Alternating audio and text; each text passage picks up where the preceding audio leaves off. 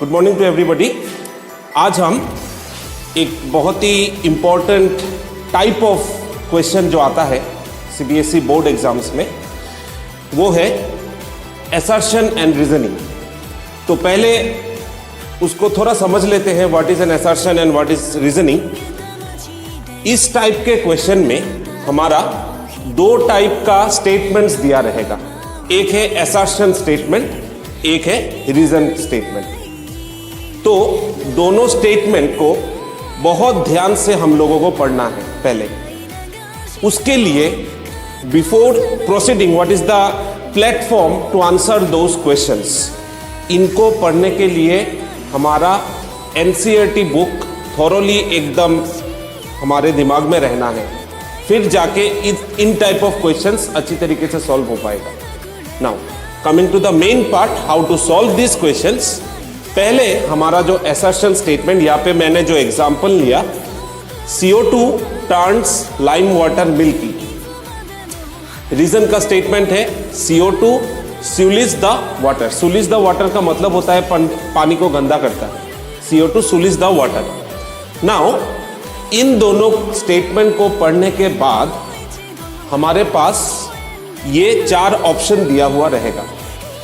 यहां पे मुझको ऐसे देखना है कि CO2 turns lime water milky, ये हम लोगों को पता है। अगर लाइम वाटर में CO2 पास करो, it turns milky.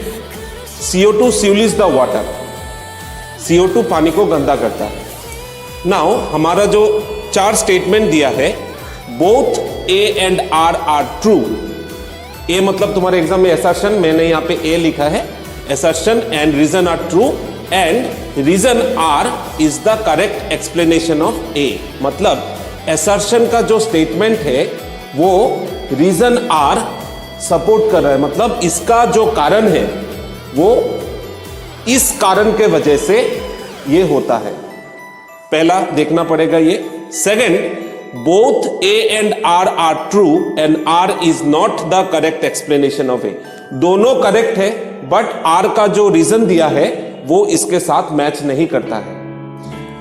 Third, A is true but R is false. A हमारा ट्रू है और आर जो है वो फॉल्स है। Number D option, A is false but R is true. तो वहां पे एक ए फॉल्स है, आर ट्रू है। ये चार ऑप्शन हमको दिया गया है।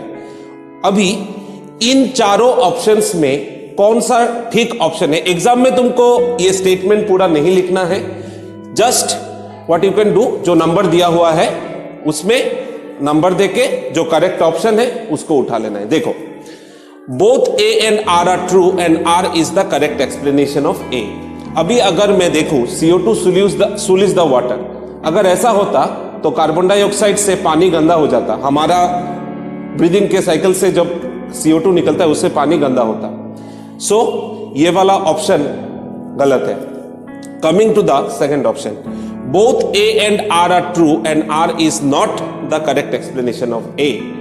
ये भी गलत है क्योंकि आर यहाँ पे रॉन्ग स्टेटमेंट है। Number C, A is true R is false, ये ट्रू है, आर गलत है। तो हमारा ऑप्शन नंबर होगा C. C will be the answer for this assertion and reason statement. और ये जो है A is false but R is true, ये ऑप्शन भी नहीं होगा। तो इन चारों में से हमारा जो राइट ऑप्शन है, it is C। Okay, coming to the second part of assertion and reasoning, I have taken a question of physics from the chapter light, जहां पे हमारा असर्शन का स्टेटमेंट दिया है, an object is placed at a distance of f of focal length f, its image will be formed at infinity। This is my assertion statement। In case of a convex mirror, यहां पे दिया गया है कि अगर object को मैंने focal length f में प्लेस किया, डिस्टेंस ऑफ f क्या है हमारा फोकल लेंथ, तो हमारा इमेज फॉर्म होता है इंफिनिटी में। assertion का स्टेटमेंट दिया है। नाउ रीजन दिया है, distance of image in convex mirror can never be infinity. अगर दोनों में हम लोग जज करें कौन सा वाला दोनों करेक्ट है कि नहीं, या फिर R is the correct explanation of A can A मतलब assertion का करेक्ट एक्सप्लेनेशन है या R is not the correct explanation, whether A is false R is true, whether A is true R is false. देखो ये तुमको logically दिमाग में रखना होगा, बिकॉज जो पार्टिकुलर assertion दिया रहेगा उसको अच्छी तरीके से परखना पड़ेगा पहले।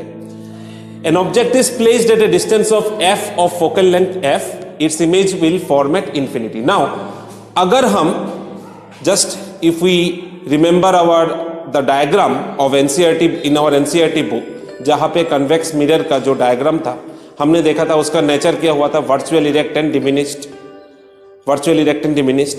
तो साइज हो गया diminished. For any position of object, for any position of object the object will be, हमारा इमेज विल बी फॉर्म कहाँ पे, behind the mirror. Now in that situation अगर मैं से कंपेयर करूं कनकेव मिरर के साथ, हमने देखा था कनकेव मिरर में फोकस पे जब ऑब्जेक्ट रहता है इमेज फॉर्म होता है इंफिनिटी में, but in case of convex mirror it will never happen, it will never happen in case of a convex mirror. Now reason दिया है, distance of image in convex mirror can never be infinity. तो हमारा जो reason का statement है वो इसको support नहीं कर रहा है, प्लस assertion का जो स्टेटमेंट है ये भी according to the concept of ray diagram of convex mirror ये भी गलत है।